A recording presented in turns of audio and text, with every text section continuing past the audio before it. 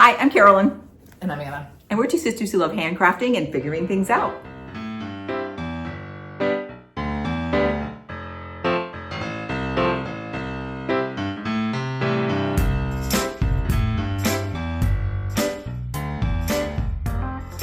Hi, it is, I have no idea what day it is. It's okay, it's March 19th. I had to think for a minute.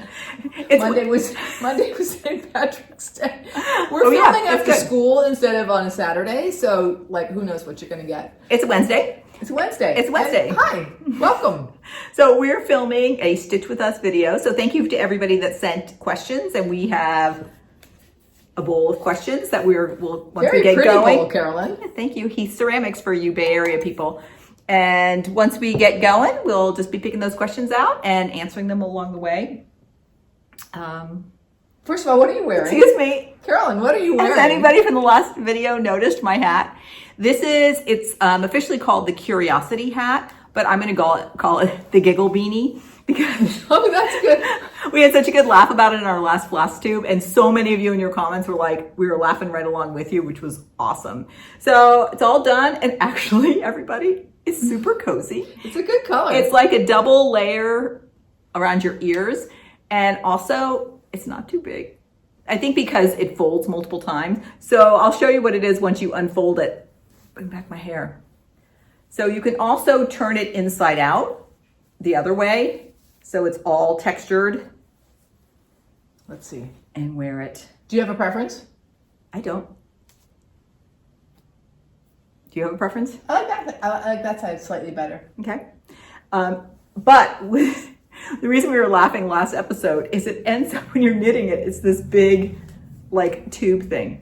But everything worked out great. And actually when I went to school this morning, it was 39 degrees. So I put my hat on. I was really cozy. Great. Somebody mentioned, or two people mentioned, it was similar to a really popular hat. I'm going to scroll it down here. I know it starts with an M. I don't remember exactly what it was that Ysolda Teague designed. So I'm actually might knit another one because it was really fun.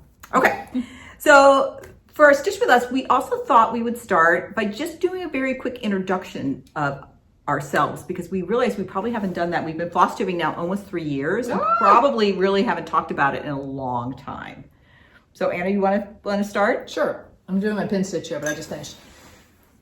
I'm Anna, and I start. Are we saying how we're cross stitching? Let's just introduce ourselves, and then also why don't we introduce ourselves and just say how we started cross stitching? I was sort of listening. Yeah, that's all right. You're pin stitching. Carolyn and I are both teachers. I don't know what. Okay, you got to go better than that, Anna. I'm going to say how I started cross stitching first. Okay. Because of all the general stuff, I don't know. I have childhood memories of cross stitching, probably begging our mother to buy me like a little cross stitch book with the, like those little Christmas designs that have like 50 stitches in them. And then back when I was a child, these gold frames were very popular. So I would cross stitch on Aida, these tiny little things, and then put them into these little gold frames. Do you have any still? I have one left. Okay.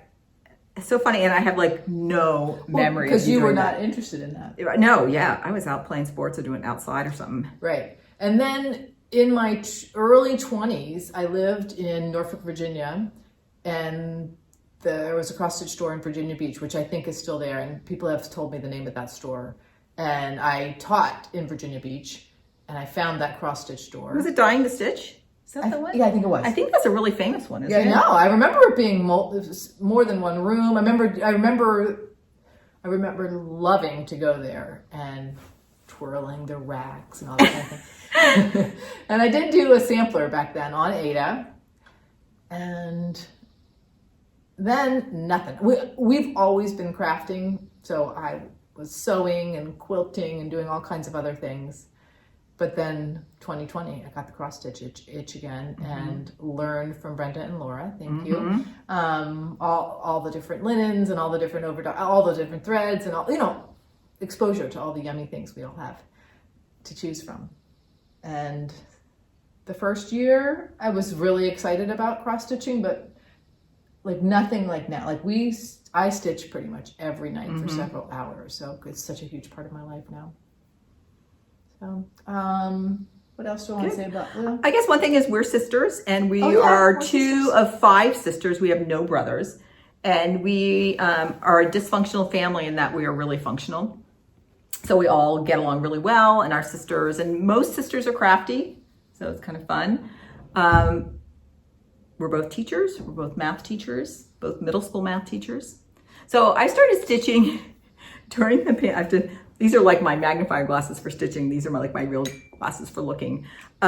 During the pandemic, I don't even know how I got to my first FlossTube, and it was like why am I blanking on their name? Deb and Liz. Country Stitchers. The Country Stitchers, or Right? That's not right. It's not quite right. You all know who we're talking about.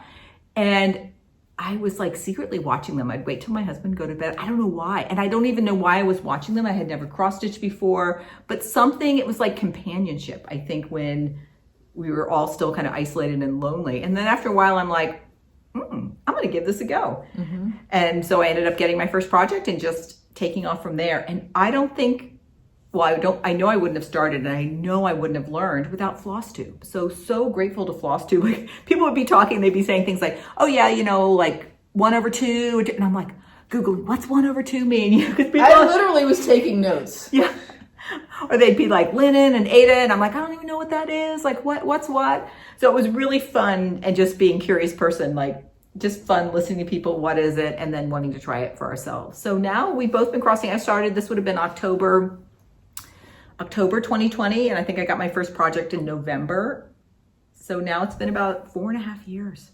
And I remember, Carolyn, our family started to gather outside a little bit, and you brought that Modern Folk Embroidery purple That was my first thing. piece. Yeah. And you were using words like FlossTube. And Yeah. I was like, what is this? And also, like, who is this? My sister doesn't cross stitch.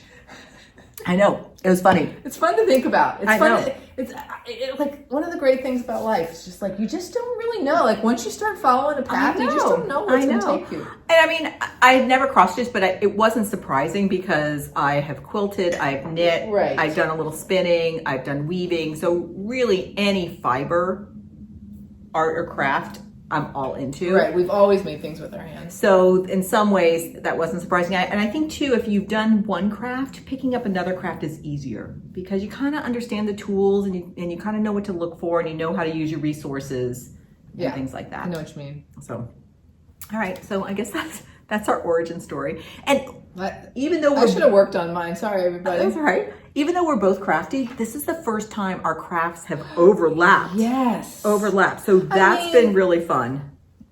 I mean, we did some quilting kind of at the same time. Right. And you've helped me with knitting. But yeah, never have we been in like an intense, like the same level intensity of the same craft at the same time. Yeah. And even though I've done lots of handcrafts, I typically am like all into like one at a time with maybe some peripheral. So right now, even though I'm all into cross stitching, I still do a lot of knitting, but I'd say I'm more into cross stitching than knitting right now. Right. And who knows what we'll bring. I know. All right. So Anna, what are you stitching tonight or this afternoon?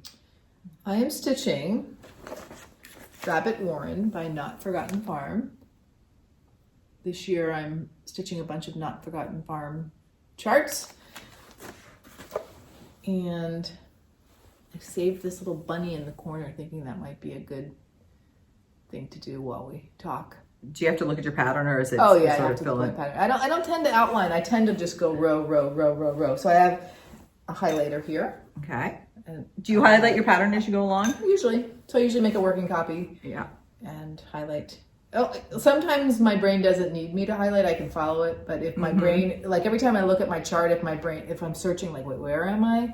Then the highlight really helps. And as you can see, I stitch in hand and I use this magnifier light. And if this is bothering you, you can do what I do on Zoom when people are, I'm very sensitive to motion when people are, like sometimes people are on their treadmill when they're talking to you on Zoom. I put a sticky note to cover all the movement. So all right, so if Anna's light's bothering you, just put a big sticky note. on your If you're on a TV. big screen TV, you're going to have to maybe like tile up the sticky notes for that. Just want to share that. But before we move on, I need to tell you a really funny story. Okay, I'm listening.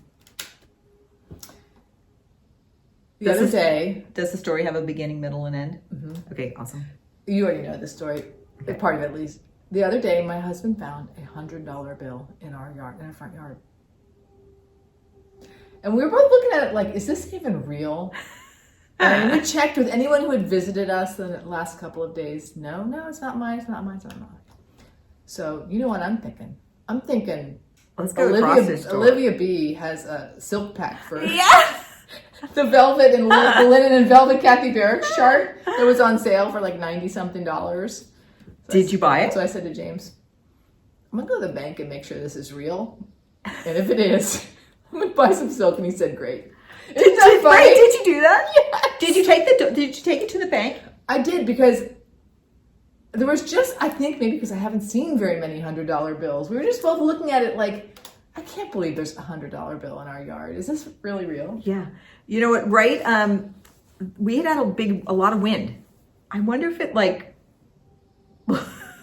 blew over to your yard. Yeah, you have a strong urge to return it, let me tell you. Yeah, I can see that. That's a lot of money. And then at some point we're like, we're not going to be able to return this. So then that's when my brain started going, well, let's do something fun with it. And especially if you checked with the people that you knew were around or could have been. Right. You've done your due diligence. Right. And then, okay, so did you order the floss pack? Yeah, a couple days ago. Hasn't arrived yet, so I'll show everybody at next class. All right, what is the title of that one again? Like linen and velvet? Velvet and linen? It's the Kathy Barrick from Market that has the big flowers and the butterfly in the corner. All right, so from listening to different floss tubes, and that seems to be like one of the pieces of Market. I think there's a subset of us that are finding it irresistible. Yeah. And it's I'm having a little bit of vicarious because I liked it, but now that I'm seeing more people into it, I'm like, oh, maybe I'm going to stitch it too. But I think I'm going to wait. I have so many things I want to stitch, and it's going to be a very intense piece. Right. I'm going to watch you do it. And then especially once Olivia has a floss pack, you're like, I know. That sounds tempting. All right. So I'm stitching on, I have a nice one that has a lot of good fill-in. I am working on my Houses of Popcorn Hollow, and I'm working on this one right here. And so here is my progress. I'll show Anna first. Wait, you've done quite a bit. I have done quite a bit. I have really enjoyed this. Mm-hmm. This is really fantastic gold house, and it has black accents in the house, and then down with the diamonds down here, it's a really, really deep Turkish blue that's really pretty. I don't have all of the silks for this one. I'm missing maybe like 4 for that block, and so I still have to order it, but I've been working around my missing ones. So here is the palette for that one. And for this Houses of Popcorn Hollow, as I've just been going block by block, I'm just seeing what NPIs I already have and then just filling in what I need. And it was fun. I had one of the ones I needed came from Olivia's floss pack for North Pole. Is that enough?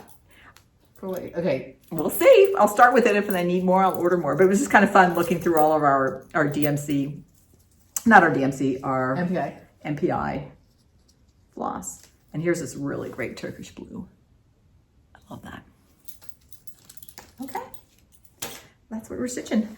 Great. I also stitch in hand, and these are like just my regular everyday glosses. And then I use, these are ×4 magnifiers. So the only disadvantage of using these is when I put these on to stitch, like when I'm looking at the camera right now, everything's blurry. So it can be kind of hard, like if I'm watching TV. So I'm really thinking, it's extravagant. I'm thinking about getting myself a pair of progressive glasses because I have a prescription top and bottom, but make the top my normal top prescription and my bottom be this 0.4. My eye doctor tried to sell me something. Okay, yeah, Last appointment. And I highly recommend. I'm one of those people. Okay, like as long as it's like within budget. Yeah. If it's something you're going to use every day and it's going to make a big difference to the quality of your experience. Yeah. I mean, it'll be equivalent to, I don't know, 20 stops at the coffee shop or something. I'm glad you're thinking about because I feel like I've done these readers. In fact, I was just telling Anna, she had gotten a set of 3 of these, like maybe when you started stitching and then you realize, oh, you really want the magnifier. Yeah, once I did this, no turning back. So you passed these on to me, 2 pairs. And last night I'm sitting there stitching and just one of the lenses just fell out. And I'm like, can I put the lens back in? But the whole frame had cracked. I use these every night a lot and travel with them. So yeah, I'm on my 2nd pair. So maybe once these break, you know what, everybody, I think I might order a pair of glasses. Anybody ever done that? I would love to hear if it's worth it, if you've done it. All right, so without any further ado, let's reach in for our first question. All right, Anna, what is your favorite stitching memory? I'll put the used ones over here.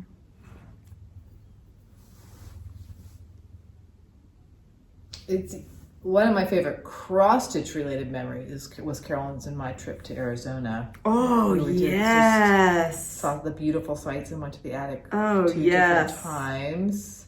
That's a really good one. Favorite stitching memory. Again, like I actually have a hard time with favorite questions. Mm-hmm. I really, really, really find great comfort in that nightly stitching. Mm-hmm. James and I watch a little TV, a little chit chat, and that stitching, and I pull together my day as I stitch. I think our trip to Arizona. Does it count as a favorite stitching? I think that counts. Yeah. Do you, what's your answer? That's what's coming up. Okay. I'll tell you, when we did our first Stitch With Us video, yeah, I thought it was going to be really hard for me because I am a person who often needs to think or write something down before I share my ideas out loud. Okay. So let's see if there's a pattern here. So Okay. I'm going to do my best. Okay. That's all we can ask of you, Anna. But do your best. That so nothing's bubbling up in terms of. Yeah, our trip to Arizona was amazing. It was almost a year ago because we went over spring break. Right. We had the same spring break that year. It was fantastic. Carolyn gave the trip to me for Christmas. Yeah, well, not the whole trip. Yeah. Because we had done something similar. I think my favorite stitching moment, this is just recently, it's funny. I was working on Lit by the Artsy Housewife, and it was over the winter holiday, and it was very important to me to stitch the light bulbs on New Year's Eve. I wanted to light them up on New Year's Eve. So we were at Anna's for a party, and of course we celebrate New Year's at 9 p.m. just for all the little ones and everything. So I was back at my house. For the little ones and the older and ones. The older ones. I was back at my house by like 10 o'clock, and I'm lighting them up. And it was just so fun, just sitting there. I brought in the new year, lighting up my Lit. So I'd say that was a nice memory. I have one more thing pop in my head. Sure. We go on a big family vacation in the summer where we have lots of generations together, and sometimes on that porch where we go, there's a bunch of us stitching or knitting or doing something. And those are some of my favorite times too, when it's a little multi-generational. Yep. We're all doing our handwork. And everyone's doing with their thing. sisters. And some of the daughters-in-law. Yeah. Okay, that's good. All right, here's our next one.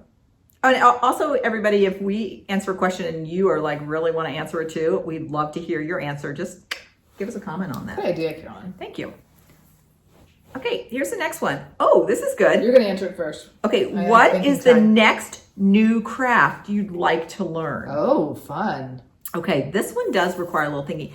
Okay, I'm going to say this one is hard for me because I don't think I'm a planner in that way. I would never have thought, again, planning that cross stitch was going to be my next one. It just kind of came to me.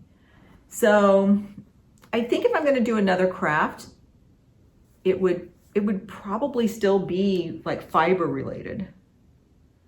I've done a lot of them. I wouldn't be surprised if I got back into weaving once I had more time. I have a beautiful 8 harness floor loom, and it speaks to my math and computer brain, just how it works. Right. And so that's something I was really into for a while, and I could see myself getting back into that. So I'm going to say weaving. It's not new, but it's like a returning. Okay. Okay.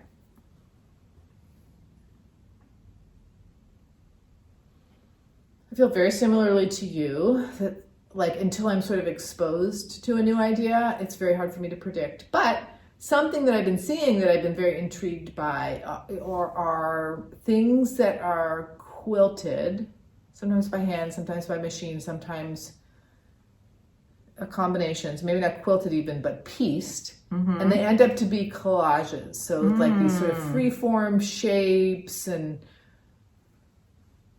something like that. Okay, so is it made out of fabric that's sewn? Yeah, or sort of like, you know that quilting artist that Joan loves? Our sister Joan. Yeah. That So that stitching, kind of thing. okay. But the thing I'm not sure, like I don't really like, interestingly enough, hands, like I don't really like, I haven't liked my experiences with embroidery very much or hand quilting. Like I had that Alabama Shannon project. Yeah. That I had to sort of push myself through. Okay. And so I wonder, is it something related to that? I like things that are like collages and have organic shapes in them. Yeah, because it's interesting because a certain amount of that free form stitch, you think it's the free formness of it that you don't like? I don't know. Of the stitching? I find it very beautiful. Yeah. So maybe I will just admire from afar. But I could totally see you doing something like collage-y like that. Okay, that's a good one. All right, I think that I want to throw that question back out to all of you all. If you were going to pick your next new craft, what would it be? I'd love to hear, and we'll do a little summary. Do you want to take turns, or do you want me to be the question reader? We should take turns. Okay. I just got into a little groove there.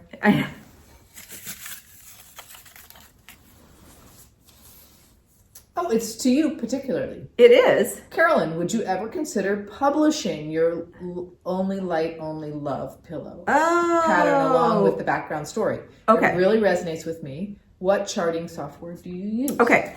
So for anybody that doesn't know, I stitched a heartstring samplery pillow, and I'm going to run the episode. It was from January of this year, and I made this pillow for my daughter-in-law, who's a beautiful vocal singer, and she's in a very prestigious women's choir in the Bay Area. And they sang a song for their winter program that was called Only Light, Only Love, and it was based on a Martin Luther King speech.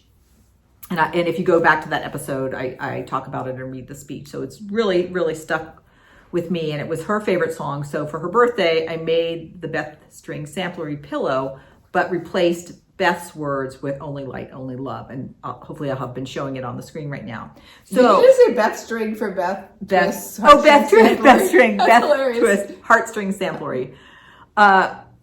So I would happily share that charting of the words with you. DM me or DM us on Instagram. Again, we.r.curiouscrafters on Instagram. And if you send me your email address, I will send you the PDF. And all it's going to be is the charting of the words with a few little stitches charted around the edges so that if you have the same pattern that Beth created, you would know how to place it. Your reference points. It's a few reference points for that. So I feel like I'm not giving away anything about her chart, but I have enough reference points so you would know how to position it. So totally happy to share that with you. Again, just DM or if you leave a comment with your email address, depending on how public or private you want that to be, I will email you a PDF of that. Your charting software? And the charting, I use Max Stitch, which is fine. I only know it at a very surface level, but it's plenty for what I need right now because I'm typically just charting things in like 1 or 2 colors, so it's been fine. I think we've talked about this before. I think it's a little clunky. It feels like it was designed 20 years ago, which it might have been, and it was also designed for a PC, so it feels more like a PC than a Windows application than a Mac application. Yeah, but I would like some new software to come out. I would like that too. I would like that too. I would buy that in a second. And I'd be curious to maybe when we go to our first retreat, we can ask our designers what software they use. Okay. And I'd be curious to see what designers use for that. I'm just gonna say one more thing about Only Light. Oh, my daughter-in-law was over. We have family dinner every Monday night, and I had offered. I'm like, ask your the woman who's in charge of the choir. What would you call that? The director? Yeah, I think director. Director. If she would like same thing. And the director said yes. So I'm gonna make her, and she's gonna choose whether she wants a little pillow or a tile finish. And I'm gonna kind of recreate that for her. Oh. Yeah. And she's gonna tell me what color scheme she likes. Nice idea. Yeah. Love it. Okay. Okay. I'm really grooving on this little bunny. Do you ever stitch on Aida? The person who asked this question is 82 and her eyesight is bad. How do I convert your patterns to Aida? Okay. Why don't you start with that one? Okay, I used to stitch on Aida in my first season of cross stitching. I rarely stitch on Aida now, although I have experimented with it when I'm traveling because I rely on this magnifier light. And so when I'm away from home, I do have a little travel light, but if I'm sitting on the porch with everyone, I like to have something that I can see easily, and my eyes like Aida. Maybe yours will too. Yeah. And converting patterns to Aida, I mean, I think unless there's over one, an X is an X, whether you count over two threads of linen or just use one square in Aida. So no converting needed. Yeah. I think any chart that is just done with all regular cross stitch, and I think almost, many charts are, that goes right to Aida. So whether you're stitching on linen or Aida, it's equivalent. And if there's a specialty stitch of some sort, like a satin stitch or something in a chart, you can just do X's instead. I mean, I guess you probably could, maybe you could do a little satin. No, I guess. Yeah, I don't know enough about Aida to know what stitches other than a full cross you can do. I've heard people say like you can pierce the center of the square, but if eyesight is an issue, I'm not sure you want to get into all that. Yeah. Do you ever stitch on Aida? I've stitched on Aida.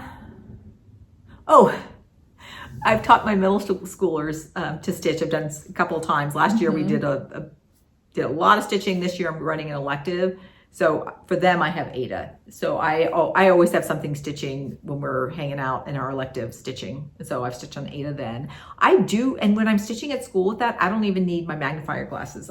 Because I think I have 16 for us at school, and I can just see it. Yes. So I am tempted to kind of maybe try for exactly that portability and the visibility of that. I have sewn a lot of garments, and I really like to look at drape of fabric. So to me, the drape and linen, I just prefer it. But I think things stitched on it are very beautiful. Yeah. And I do find it in some ways a little more relaxing when I'm stitching on Aida. Yeah. Anna, I think that's exactly the few times I've done Aida, and I've just used like a Michael's Aida. The drape. It would be interesting to try some hand-dyed. I've tried one hand-dyed, and it was more drapey than a Michael's Aida. Yeah. Or like when you did your perforated paper, Prairie Schoolers, it'd be interesting to do those on Aida, things like that. Okay. Thank you for that question, because I think I might experiment a little bit exactly for some of the travel.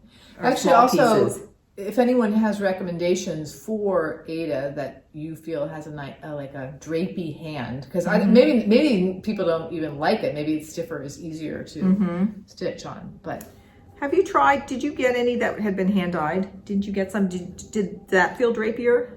It was, yes. However, it had a funny feeling to it. I wondered if it was 100% cotton, and I can't remember the maker. Oh, that's actually a really good question. What is the fiber content of Aida? Right. I wonder if it is cotton or if it has some polyester or something in it. Okay.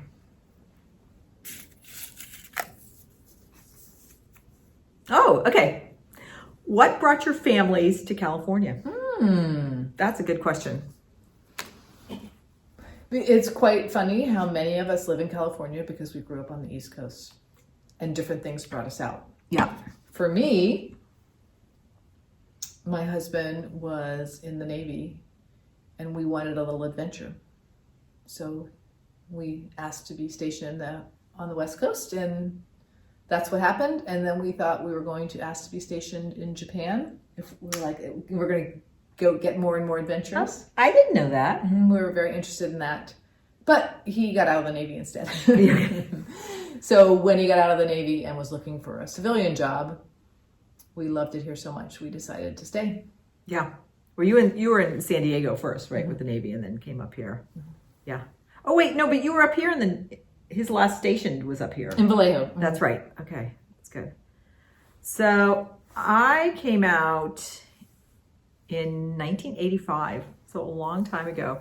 Anna and I, one of our sisters was at school here in Northern California in college.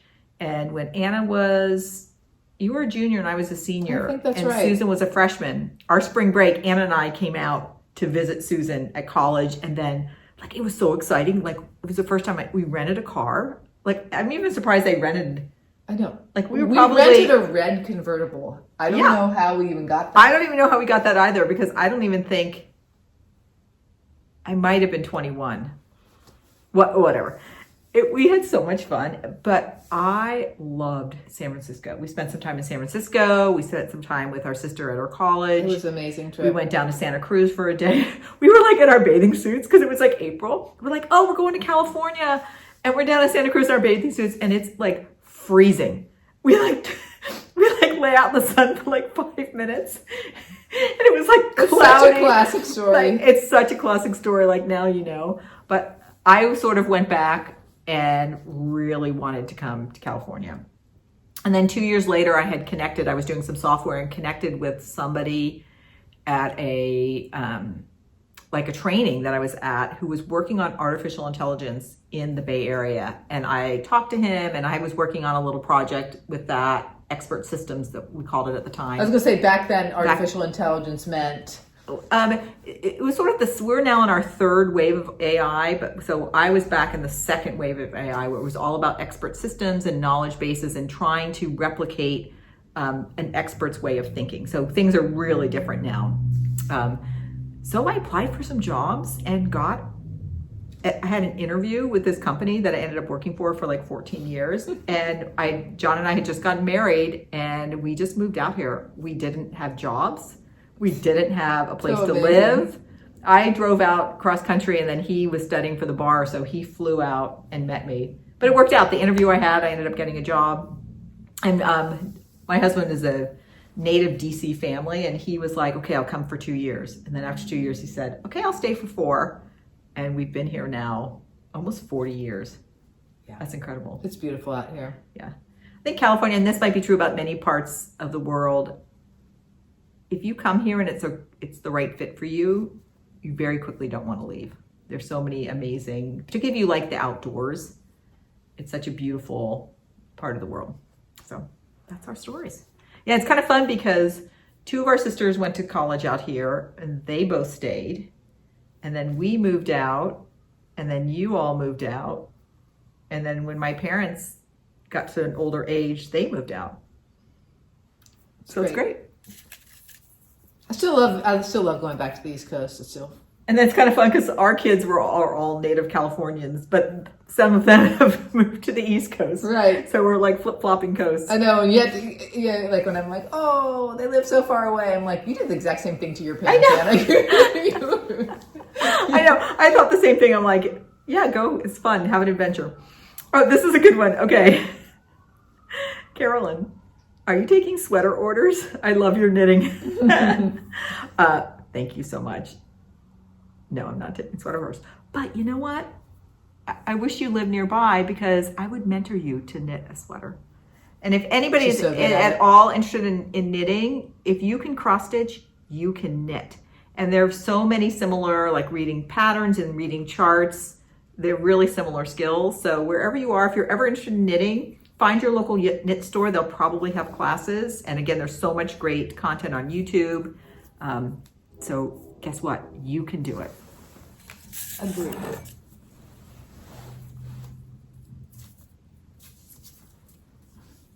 Do the 2 of you get to have stitchy days together, where you just sit and stitch? Oh my gosh.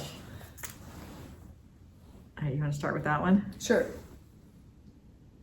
It surprises me every time I think about this, how little we do. I know. And I don't know if it's because we go at school, and on the weekends we kind of get cozy in our little stitchy spots at our own houses. Yeah.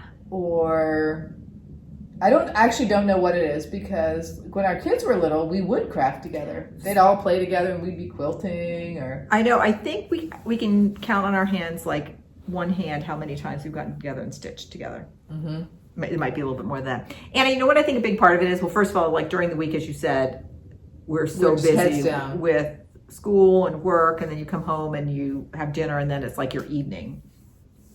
On the weekend, I think it's because like every other weekend we do get together and we do our FlossTube. Oh, you think we would stitch more if we didn't do that? I wonder. And so that's kind of, and for anybody that films a FlossTube, you know, it's like a big chunk of time. So the filming itself is probably, we tend to be almost like an hour and 16 minutes, almost exactly every time. But by the time you come over, Anna comes over, we've set up, we've done our show notes, we film, we maybe go get pizza. Mm-hmm. It is a big chunk of the day. And maybe that's why, like our attic vacation, and when we went out to our other hotel. Yep, in maybe San Francisco. when the rest of life goes away and we just have time together, and we can set up side by side for a while. Yes. Very fun. Yes. Drink a little champagne. You know how it goes. Yeah. So fun. Yeah. And in the summer, sometimes we have like a lot of people visiting, or we're traveling, so there's not as, even when that's more downtime. I mean, some of it definitely is. I'm so reliant on this light. You have your little set. It's more setup. Yeah. Although I guess with the sewing machine, it's a little setup too. Right. I feel like knitting is probably the most portable and also sociable thing to do, because while you're knitting, you can be looking up, you can be talking. It's easy to put up and put down. Mm-hmm. Whereas you're right, stitching is not as portable. I think that was one of the reasons why I really wanted to train myself to use glasses versus a magnifier, and stitch in hand, because I did want it to be at least a little bit portable. I've heard other people say that, or even just like using a magnifier is like giving in or something. But to me, it's just so much more comfortable. Yeah. I don't care. Yeah. Right. I think if we had more time, it's growing. Let's see your bunny. Oh yeah, that's a really cute pattern. I've been stitching on this for a really long time. I've almost used a whole skein of DMC for this color that's in the tree and a couple of the bunnies. It is sometimes like a small doesn't always mean. Yeah, but even this, like I even knew that, and when you look at this picture, you're like, it's not that dense, and those bunnies do roll along. Yeah. I don't know. But I do love it. And I wonder, once we, this is my last year actually teaching full time, and Anna scaled back a little bit. I wonder if we will stitch more when we have like kind of during the weekdays a little bit of time. That sounds fun to me. It sounds fun to but me. But we might have to like have a little routine. That's right. Tradition around it or something. Or maybe what we'll find is, like, let's say we're filming on the off week where we're not filming, maybe we'll stitch during the week or something like that. Yeah. Yeah. But it is funny, take turns buying coffee or something. We live so near each other, but we can go without seeing each other for a while when life just happens. Yeah. Our family's a bit like that. Yeah. So again, Carolyn was saying at the start, everybody kind of gets it because maybe we have that in common. Yeah. It might hurt feelings in some other situations. We don't talk to each other on the phone every day, even though I love talking with Carolyn. I also think like everybody in our family is just kind of out there just doing things. So it's just fun. Like, yeah, even if you don't see them. Or recently we got together, our niece had a big birthday, and it was just fun. It was during the week, and we all went over and had cake together, and that was like really fun. Agreed. Oh, okay. For me, yes. Anna, what did you do, if anything, with that rather interesting quilt? If I remember correctly, it was pieced, somewhat circular, and a bit log cabinish. Yeah. I'm happy to report that it's still in Ziploc bags in my garage. Wait, is this the stuff that you've been working on with the class? Is that what they're referring to? No, I think she's referring to something from Stitch It or Ditch It, which was quadrants of like quarter circles put together, and it was a lot of K facet fabric. Oh my gosh, I don't remember that. Unless I'm going farther back than this. I didn't know if she was talking about the last time you were showing the stuff from your class, it was the log cabin wonky. Okay, read it Somewhat again. circular. So it could have been, I also made a big hexagon out of lots of, so in either case, nothing. Maybe I should pull that out and show it. Yeah, and see if. I think it's probably a ditch it sort of situation. Okay. Anna, what has happened with your quilting class? I did not really dive into the last couple of months for various reasons, but the class videos are up until the end of the summer. Okay. So I want to go back to them because I was really on a roll. And you really were. I was learning so much. I'm still really trying to learn about color. I think that's why if this person is referring to what I think she is, it was all kinds of fun fabric, but there was really, I hadn't learned about how to use value. So to me, it just reads sort of flat and uninteresting. Yeah. Okay, we're going to pause for a second. I hear my husband coming. Before you go. Before you go. Okay, I filled in a triangle, blue triangle. It's funny when my eyes, I can't even see if that was focused. Whatever you saw is what you saw. All right, let's see what the next one is. I'm fine. I'm keep having the impulse to sort of double check some things and do some counting, but like not right now. So we'll see. I might be taking out this whole bunny. Whatever your bunny is, well, whatever it is going to be. It'll be a nice memory. Whatever shape. It seems most of your sisters are crafty. Did this come from your mom, grandmother, etc.? That's such a good question. Okay, so let's think. Okay, we are one of 5. Our oldest sister, who you've met, Joan, I'm not going to say she's crafty. She's an artist. Yes. So she takes everything to the art level. She went to art school, like the whole thing. I'd say I'm crafty. You're crafty. Our sister Susan is not crafty, but she has the incredible eye for fashion. She keeps plants. She's a great gardener. And home decorating. She's amazing at home decorating, and she can read a magazine like nobody's business. So I'd say she's crafty or has a sense of color and style in that way. And she always has one little project that she works on a little bit when we're together throughout the year. Yeah. And it can take her maybe 10 years to finish something, but she's persistent. And in fact, when we visited her, maybe at this point, 2.5 years ago, she got a little project at Acorn and Threads. That's right. Okay. So, Anna, where do we get it from? Oh, and then our youngest sister is she's also more on the arty side, I'd say. And she'll do crafts, but she doesn't have time right now. Right. I think she's not in a good time in her life, but she can knit. But she has something so special. Like even she has a tradition that she, like if her child turns 3, she cuts out like a free-form 3. Even those are gorgeous. I mean, who knows what she would do if she ever really got into crafting. Yeah, and I bet she will when her kids. I'm not sure. Okay. She might be like out in the wood shop or something instead. Yeah, she also has a job that's very creative. It's not crafty, but it's very, very creative. Okay. Our mother is a sewist, and she did a lot. She made some of our clothes. She made all the curtains. She figured out how to do a slipcover, or did she take a class? No, that's right. I think she used a book. She totally did an upholstered.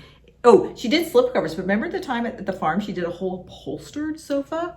So she is like grit her teeth, read it, figure it out. Yeah. She's very precise, very patient. Yeah.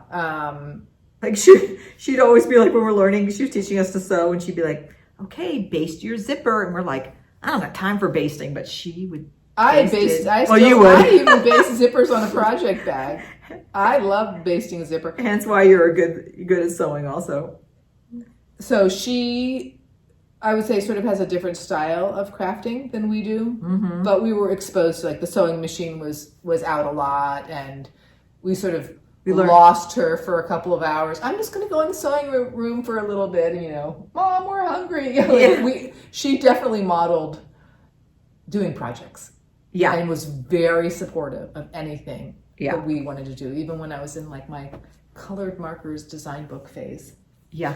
She'd get like the pack of colored markers for the birthday or something. She was great. Yeah. She is great. And then like the one grandmother that we knew, she did like some crochet and stuff. I wouldn't say she was like She super knit baby blankets, crocheted baby blankets, and did large scale needlepoint knitting on very large canvas.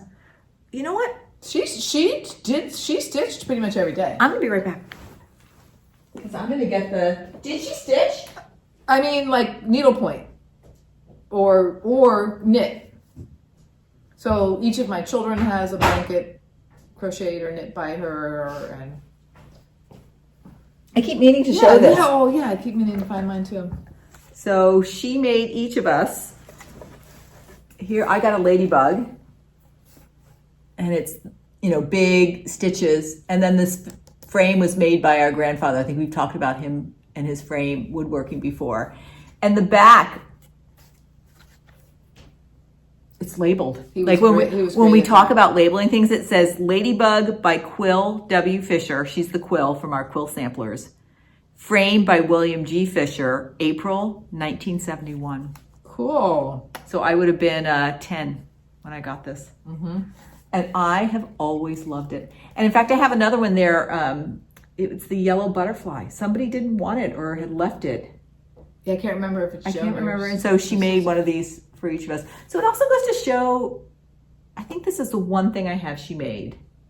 But it's so special, and it doesn't have to, I don't know, just like one special thing from your grandmother. Mm-hmm. Mine's a turtle. Is it really?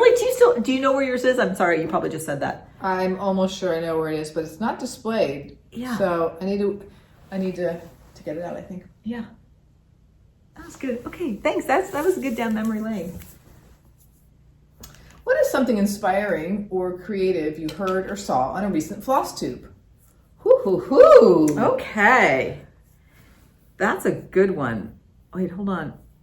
Let me trim my pin stitch. Well, from just this morning, I started the latest Katie Strachan embroidery. Oh, well, those are always and inspiring. Okay. She has just finished a sampler, and she said, and as I always do when I finish something, I'm not quoting her exactly, what did I learn from this? Oh. And I can really relate to that, and it felt inspiring to hear someone say that out loud and to talk about it. I know it's partially because we're teachers and we do a lot of, we witness a lot. We're paying very close attention to growth in other people, and we want our students to be so open of like, okay, maybe it turned out differently, or maybe you don't quite understand it fully yet, but what did you learn from it so far, or whatever. Mm-hmm. And I enjoy doing that in my own life. That's cool. And I do think about crafts, like if you start off, like even thinking back 4.5 years ago, we knew diddly. Right. And you just learn a little bit. Everything you do, you learn a little bit more. And then you wake up one day and you're like, oh, actually, I kind of got it. Like, I'm pretty good at this. But I'm still, but you're always still learning. I have moved from advanced beginner to intermediate. I might just call myself intermediate. Yeah. Okay, something inspiring. Katie's always very inspiring. Okay, all right, I can think of 2 things. Can I do 2? Mm-hmm. The first one is Elizabeth. She's one of the thread gremlins. And on their most recent, so here we are, we're in the middle of March, so it's probably sort of an early March episode by them. She was talking about how much she likes to stitch words. And one of the things that she said is, she likes how long it takes and the fact that you have to think about the words as you're stitching them. So she says if she's stitching like like something that's meaningful to her, she likes that it takes a long time because like every day she's working on it, she's repeating those words. So I thought that was really cool. And it also made me realize some of my most favorite things, like on that sampler where I personalized it for Quill, there was something so fun about stitching her name. And it kind of did take time and you're thinking about it. So actually I thought that was a really inspiring thing to think about. Because I haven't stitched that many things with words on them. But now I'm like, oh, well maybe that's why, part of why people would stitch whatever was important to them. Okay, That was inspiring thing number one. What else? You're reminding me of a middle schooler. Anna, I have 2 things to say. I have 2 things. Can I say 2? I have never watched a video of Cam the Stitcher, and she and Bridget at the Museum Stitcher did 2 joint videos because they both went to Nashville Market together to help Kathy Barrick and Liz Matthews. And it was really cute. They did one on the Museum Stitcher, Bridget's channel. That's what the one I saw first, where they talked about market. And then they went over to Cam's channel and did one about asking questions. It was like their Ask Me Anything, their Stitch With Us. And it was really fun. I really enjoyed those. They're great friends and great camaraderie. But one of the things they were talking about, I just don't know enough about their stitching, but they have stitched a tone-on-tone piece, like pink thread on pink fabric, Cool. green thread on green, and there's like a little bit of contrast, and they showed a picture of one of them. It looked really cool. And I'm like, oh, that is a really cool idea. So that was inspiring, thinking about taking maybe a 1-color piece of some type and kind of matching your floss and fabric. Maybe a great way to use a bold color fabric. And then it's almost like texture, reading texture as much as color. Okay, so I'd say those are the things. I'm inspired all the time, Yeah. which is certainly one of the reasons why I keep watching FlossTubes. And sometimes I wish that I noted it more, or that we shared it on FlossTube or something, because usually everything just kind of keeps going, and if you ask me, like, I sort of forget a week ago what I saw or what I think you're right. It's hard to recall. Almost every single noted it floss down. tube, there's something inspiring or creative that people say. I mean, okay, everybody, floss tubers are really cool. Like, I've learned so much from that. And let's maybe do that, because I know some people floss tubes will kind of talk about, oh, these are the floss tubers I'm watching. What if we try to think about like one inspiring thing that we've gotten, or something funny, or sort of like something we learned from a floss tube? Yeah. Okay. Let's play with that. We're gonna play with that. We're making progress.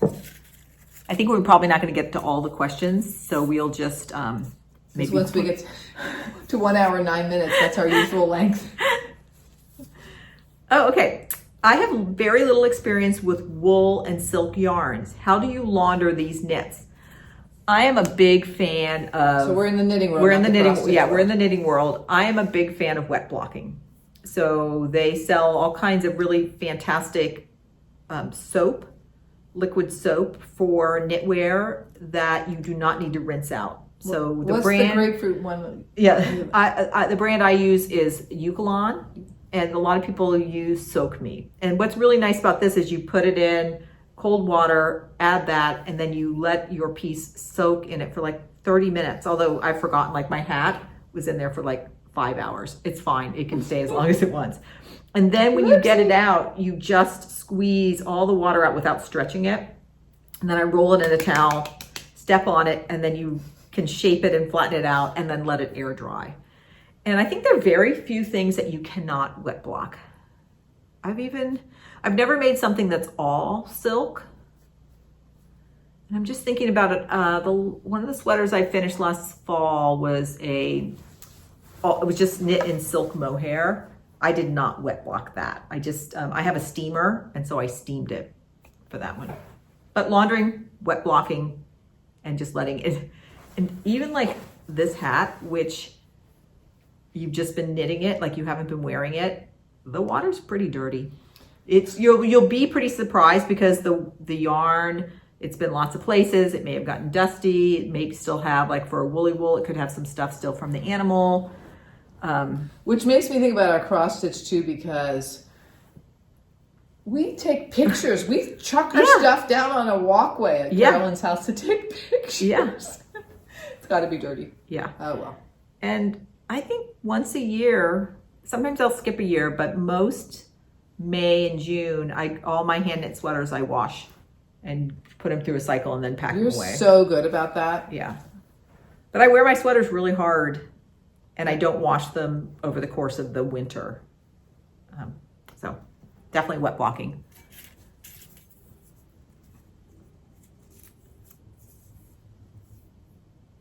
Okay, This is a good one. We kind of talked about this a little bit. When is your next stitch, knit, quilt? Sew it or ditch it. So we kind of had our stitch it. We've done 2 stitch it or ditch it episodes, and I'll scroll them along here.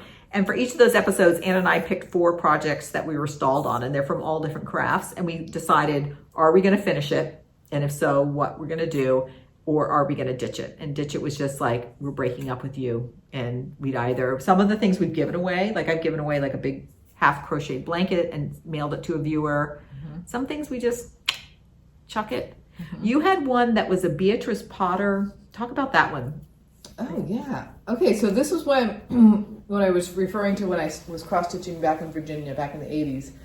I was starting to get interested in some of the fabrics other than Aida that were available at the time. One of which was this woven wool fabric that was on a bolt. Scratchy as all get out here. And I... Don't you love the 80s? Yeah, and so I was doing Beatrix Potter characters in the squares of this wool. I think I thought I was gonna like drape it over the crib or something. I don't know. We don't even use blankets and cribs anymore.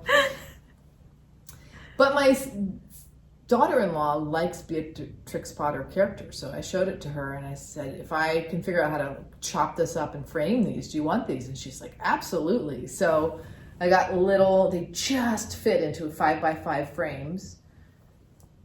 And I think we just got natural wood, like a light natural wood, and I chopped those up and I glued them onto the mat board, and they're 5 little frames. Have you ever showed them on a FlossTube? I don't think so. You'll have to bring those the next time. Because I gotta make myself a little list of like... Because Anna showed it to me, the first one, when she finished it. It looked fantastic. It really revitalized the whole thing. Are they over at their house? Yeah. Now they have them? Okay, so we'll have to borrow one and bring it. Maybe I can just get a picture of them, how they're displayed. Yeah. All right, so are we going to do another Stitch It or Ditch It? You know, it's interesting because those Stitch It or Ditches really made me go through the drawers. I keep saying my garage. I have a few IKEA cabinets out in our garage where I keep some of the things that are not like active or things that I don't use a lot in my crafting. And we should say very few Californians use their garage for cars. Because you have very few people, like we are on a cement slab, so we have no basement, we have no attic, so the garage is people's storage place. Right. Okay. So I've pretty much gone, like I'm not sure, it would be more likely that I would want to go through my cross stitch whips. Okay. We had a little discussion when we did our whip parade of like, yes. You were saying like, Anna, are you really going to finish that? Yeah. Maybe I could find 4 more. Okay. What about you for Stitch It or Ditch It? Yeah, I kind of hear what you're saying. You know, I probably still have some things, you know, I probably have things that I just know I'm going to ditch it. So it wouldn't be that It wouldn't be that interesting. But you're right. Maybe we have sort of gone through our things that we needed to think about. So it may have had its season, although I'm totally up for that kind of thinking. Like maybe we can think of a variation of that. It was really fun. Like maybe we each bring 3 cross-stitch whips and the other person decides or something. Oh yeah, I'm just gonna bring this over because here was a good example. This pillow was from a Stitch It or Ditch It because this was gonna be a vest. This was the body of the vest, and we realized, okay, ditch it, you're not gonna, sorry, it's weird, I can't talk with those glasses on. And so we decided I added more ribbing up here and then made this pillow. When our sister Joan was visiting recently, she's like, where'd that come from? And I said, the vest. She goes, doesn't that feel too big for you? I'm like, no, it doesn't. Plus, probably when I blocked it, I stretched it out a little bit. Yeah. But so this was a result of the Stitch It or Ditch It. That was clever. That was a clever little solution. That was a good little solution. And I'm just going to check our time for us. Okay, we probably have time for a few more. Pick 2 more. All right. What we got here? Would love your input on what you use to magnify linen. Okay. So we've talked about that a little bit. It's changed its name since I bought it, but it's by the company Daylight. And it's a floor, like it's a full-on floor lamp. And it's like, I think it's close to $200 and worth every penny. It is so reliable. Like the room can be dark and I can stitch with this. And it took me like a day or two to get used to looking through a magnifier, and then I don't know. I wouldn't enjoy cross stitching without it. Okay, Love it. before you go home, I might just try it again. I know it felt really weird one time I tried it, but just for kicks. And I think both you and I are like this, is that we are willing to budget so that we can buy a good quality tool that we know we're going to use. That is true. That we learned that from our mother. That is a quality we have. I'd rather wait and get the thing that's going to last for a really long time. I'm also sensitive. I don't want a lot of things going in the landfill. Yeah. And you think about your light, you use that every day, and it's still in great condition. It feels a little similar to my sewing machine, although my sewing machine wins. I got my sewing machine when I was 17. It's one of those really heavy metal parts, basic Berninas. I am so attached to that thing.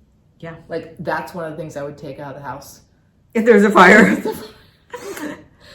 And I feel similarly, like it feels like a friend, because I am not kidding. Every night I feel gratitude for this tool. Oh, for this. Yes. Yeah.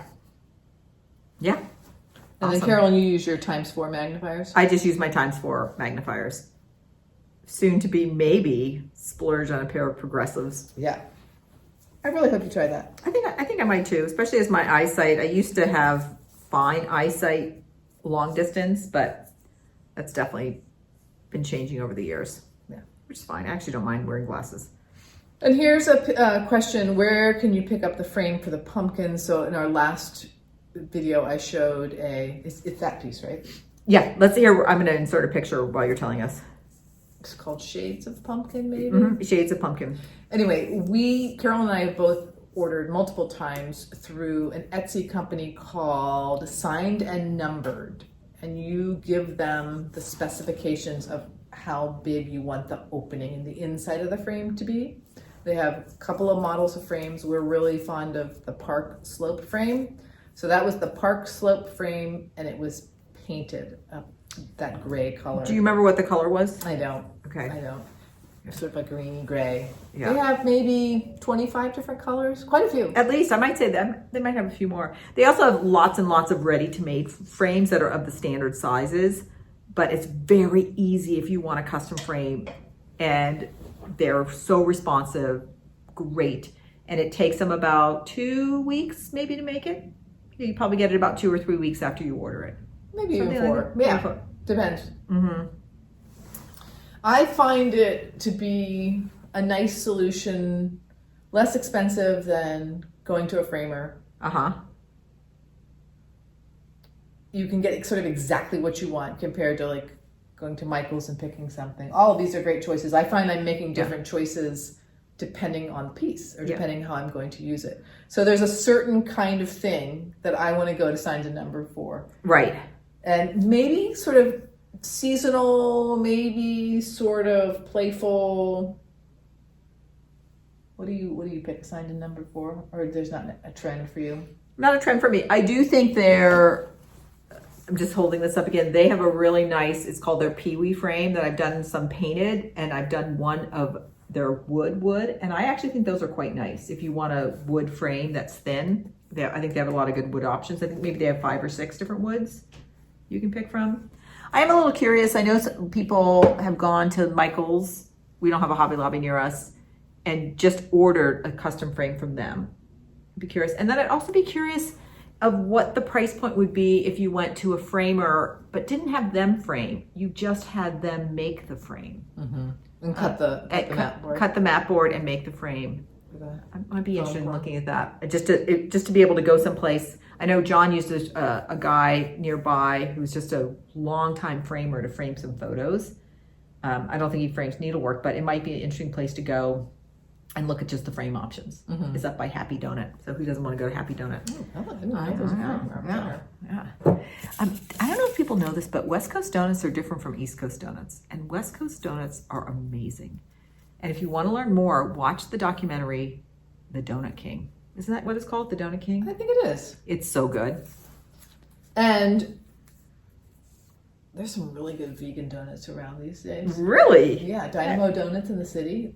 No, it's not. Maybe it's What made Is it you try a gluten-free? vegan? because my daughter-in-law suggested I try it. I like a cake donut, Uh-huh. and they have like a different consistency that's similar And you to a like it? cake. Oh, so good. Oh, good. Okay, this is following really similar to the knitting question we just had. How do you wash a finished full coverage project before framing? So we've never finished a full coverage piece. But let's just talk about finishing, or how do we So wash you a finished a cross-stitch piece? sampler, yeah. Yeah, Or lit. You finished lit. I finished lit. All right. So I've kind of learned the hard way. If it is not color fast floss, which most of the over-dyed cottons are not, don't do this. And that is, and I learned this from Katie Strachan, who has now several tutorials on doing it, but I wet block my cross stitch as well. And to do that, I have a mister. You essentially mist your piece until it's actually completely wet. And then you're smoothing it out on a board and evening it and straightening it and pinning it and then letting it dry. It typically dries in about 24 hours. So anything that's silk, anything so far that's DMC. If I do have a DMC color that I think could run like a red, I always test it. So anything that's DMC or silk, I've wet blocked and I love the results. Mm-hmm. Anything that's overdyed cotton, like an overdyed floss, that I don't wet block. That's not, but the wet blocking is not, I don't consider that washing the piece. That's true. It's not washing. So that's true. We never wash. That's true. I have never washed a piece except for when a bird pooped on one of the pieces back in the 80s. Blueberry poop. I think we told that story in our very first floss tube. But we use water to block. Okay, that's a good point. I didn't realize that was right. So yeah, I've never cleaned cross stitch. Has anybody else done that? But I love the wet blocking. I've had some pretty frustrating experiences with linen. If I spritz just a little bit to iron it before I cut it, getting these funky blotches. But I wonder when I wet block, I pretty much really saturate it, whether that will happen or not. I'm gonna say that I had some linen that got a little droplets on it when I was ironing it, and it stained it, which makes me wonder if that linen really wasn't fixed, color fast. And and I don't know if overdyed linens. What's the expectation? What is the, right, I don't know what the expectation is for that. Right. So that being said, probably, particularly for any piece that you have spent considerable time, do a little testing before you do this. But I do love the wet blocking because when you're done, it's like so crisp and straight. When you go to lace it, it almost laces itself. You don't need to do anything. It fits in there and the lacing is just closing it up. It's so enjoyable. I tend to be a tight lacer, trying to get everything neat, straight if it's not, but otherwise it's the so thing that wonderful. exceeded my expectations when I tried wet blocking for the first time was I knew that it was going to square things up, and I can literally see that my pieces are skewed sometimes. Yeah. But the like bubbles and ripples that even still are there after I iron a piece. Yeah, gone. And like in one of Katie Strachan's tutorials, she says like after an hour or two or whatever, you're going to go back, and if there are any ripples that have happened as the piece starts to dry, you're going to keep smoothing them out. Okay, that's a good point. I do go in and periodically readjust it along the way. Okay. Good. Okay. All right, I'm coming in for a time check. Okay. Hello, everybody. Hour 9. Okay, we're getting there. What is one thing you are currently curious about? Oh, you want to go first? No. I thought you made it sound like that was a thinking sound. I'm very curious about... Yeah, that's a good... I'm just trying to think. I'm trying to think of whether to give a crafting example or something else. I also could something else because I was just talking to a colleague about this. I heard a poet talking about how many words in the English language are related to violence, like you crushed it.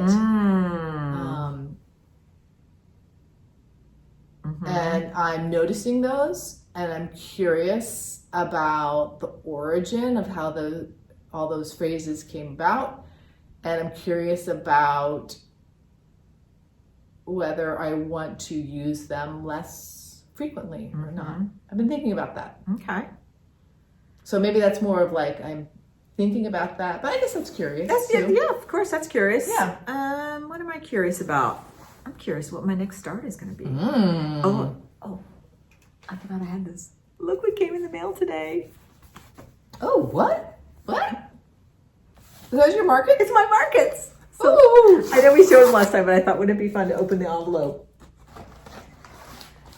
Oh yeah. Oh yeah. Okay. Just here they are. Quaker House stocking and sampler. Oh. Artsy housewife bun bun. Here I should. Yeah. Thank you. Animal crackers Lily. Oh, this picture, you really see her little. Oh, okay, this is going to tell me something. Okay, I'm going to just say one thing. Yeah. If you do not stitch that little roll of a thing, I'm stitching it. Okay, because you see it's right here. Yeah. And then here are the stitching parliament. This one I'm a little interested in. This here, okay, this is something I'm curious about. I was watching Whilst Iris Naps. I typically don't watch that one, but I forget what made me go over and see it. And she finishes her Prairie School Santas on a spool. So it makes them like a stand-up. And the spool's big enough that they curve a little bit around it, but you really see the Santa. And then she says she just likes to display the spools all around. So that made me think, how could I make an interesting stand-up with this? Maybe not necessarily a spool, but is there something she could be on or something so she's sort of like a standing? Instead of like putting, because you don't really use a bowl. Yeah, I don't know if she's a stuffed animal. I mean, you could give her to a grandchild as like a stuffy, but if you wanted her, I could see her just kind of hanging out. So I'm kind of curious of maybe alternative ways to finish an animal cracker. And I know you can make soft stand-up. I think that's a little bit beyond my finishing. I could have a finisher do that, but I'm kind of curious with thinking about, you've been doing so many really creative FFOs. You keep giving me so much praise You for do. it. I think that might be interesting to try. Okay. Good. That's always fun. Okay, tonight after you leave, don't you ever love opening patterns and really like looking at the charts reading and if there are any notes in there? Exactly. Okay. Oh, this is these are two questions. I put them together because they were very similar. How do you start and stop your stitches? Pin stitch, way knot, picky about your backs? And the other one was, do you have a special method for starting or ending a thread? Okay, Annie, you want to? Well, I'm ending a thread right now. So I just put my needle under a few stitches in one direction, like 3 or 4. And then in the next row, I go maybe 2. So I do like a little Out and back? J, kind of. Okay. And I always start with the pin stitch now. I did not when I first started. I either did like a waist knot kind of thing with a tail and you'd loop the loop, or I just would hold the tail with the finger and catch with the thread. But once I got confident with the pin stitch, when I first did the pin stitch, some of them came out. So I don't think I was quite catching the thread. I think you have to make sure you go down through the thread. Okay, Anna, on if you're going over 2 threads, do you put your pin stitch diagonal or do you put your pin stitch horizontal? Horizontal. I'm horizontal. I've also played too. with both. I played with diagonal. I've done diagonal when I've done the pin stitch on over 1. I found diagonal worked. I'm curious to know how to finish with a pin stitch, because I do the same thing. I start with a pin stitch almost exclusively now, and then I weave it under a few stitches. I've heard though recently a couple people reference a 1-strand loop start, because I do the loop start when I have 2 strands and I just double it. So I'm kind of curious to learn more about the one. Cool. Okay, there's something I'm curious about. Too. Okay, we'll report back on that. But pin stitch, Definitely, it was very slow to begin with and would sometimes take me a couple tries, but I'm so glad I kept on it. Where I think it's really great is like sometimes, particularly Brenda Gervais has a lot of doodahs all over the place, where it might only be like 4 stitches. But if you start with a pin stitch and do your 4 stitches, I feel like then it also has enough for you to weave your end in when you're Just done. barely though. I've got a bunch of those in these flowers up here. And that's one thing, or if there is one stitch, Yeah. one, like twinkling stars, Yeah. no problem starting with the pin stitch, but then what do you tuck under? Because you don't want to disrupt that Yeah. too. Like Some of those I just travel. I mean, it was but then, one okay, stitch. even if you travel when it comes to the end, or you're going to get close to I get something close to that's something. more dense. Okay. Yeah. Yeah. Okay. Alrighty. We got 3 more. Oh, actually, Should we I think let's just we'll go for it. How's everybody doing out there? Hopefully you're stitching along with us. All right, you're going to go do the first one. Have you ever used overdyed or DMC on 46 or 56 count? If yes, have you had issues with floss? So I tend to like a more sparse rather than dense stitching. So I have not tried it because I know I wouldn't like it. Famous last words. I'll be like singing its praises in a year. I use Surfing. Which is, I know some people don't like the coverage of Surfing. They don't think it's enough. And when I see something on Instagram where someone has done, let's say 2/2 on 40 count, and it's so like dense and plump and everything, like the colors really pop. I see the appeal. I just don't like the feeling of having to like smush threads. Yeah. So no, I have not tried anything but Surfing on 56. Yeah. And I've never stitched on anything other than the highest, the tightest I've done is 40 count. So no opinion. Yeah. No opinion. I agree though. I don't like 2 strands on 36. I can't, the physical stitching of it, I don't like. But it is fun. Like it is true. Like on 28 count or 32 count, 2 strands, it is very vibrant. So. Yes. So I see why, if you want that effect, I can see why people are like, well, 1 strand is not enough. Right. Yeah. Okay. And you're headed to a desert island for 1 year and can take only 1 designer, 1 type of fabric, and 1 type of floss. What would they be? Okay. Desert island, 1 designer. Okay. Do you think multiple charts for that 1 designer? Seems like it. Okay. 1 linen. 1 type of fabric. Do you think 1 type of fabric. Okay. And then 1 of linen. Okay. This is really hard. Right now, the ones I want to choose from right now are the Artsy Housewife. I think that could keep you busy for a year and entertained. I mean, Kathy Barrick, right? We have to definitely, she would have so many different wonderful ones to go in there.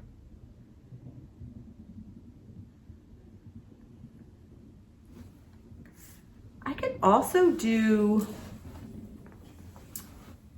like Kathleen Littleton. I forget what her company is, Cross Stitch Antiques, because she does some really incredible reproduction samplers that are really big.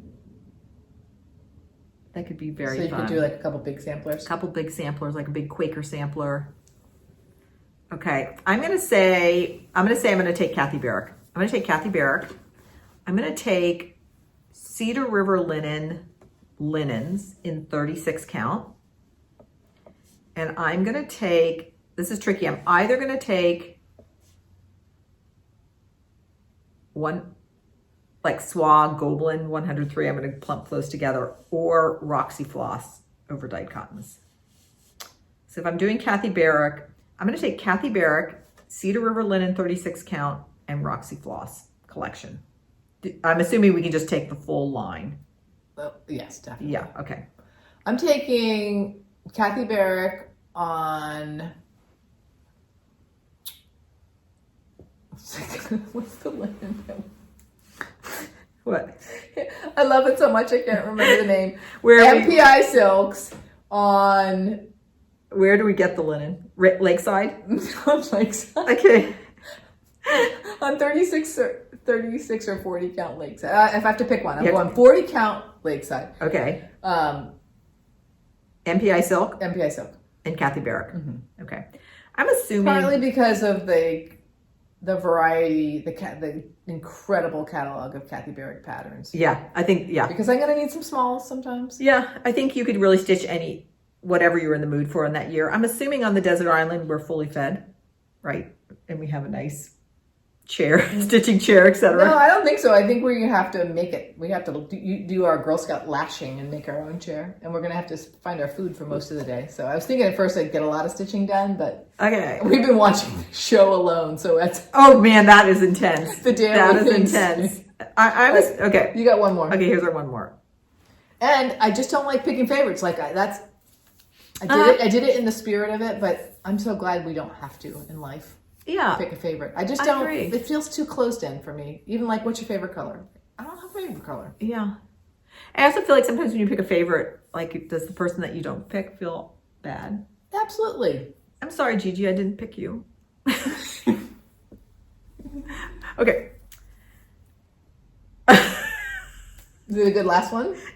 Or a funny last one? It's going to be a favorite. What is your favorite pattern stitched or fully finished project of all time? I think that's fair. No, okay, here, I'm going to I actually rephrase. do not have one. I'm going to rephrase this question. What pattern that you stitched or fully finished project is full of lots of memories for you? Okay. Okay.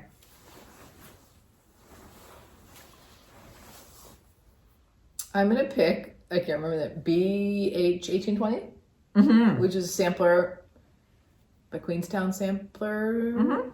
Yeah. It has beautiful colors, beautiful negative space, motifs that I'm really fond of, and it was one of the first samplers I finished, and I have so much respect for that. I can't remember. Barbara, I think was her name. Queenstown sampler. Nice. Okay. Mine's going to be Frederick that we stitched Frederick nice. and Frederica for our mom. That just has a lot of good memories. I love stitching that. That was a good one. We got those framed by L&M. The frame's really nice. Great memories. Great memories. All right. Great. All right. How was that, everybody? That was actually So hard. It's really hard to stitch and talk. That was actually. I have no idea what I said. Yeah. Who knows? Take what we said with a grain of salt.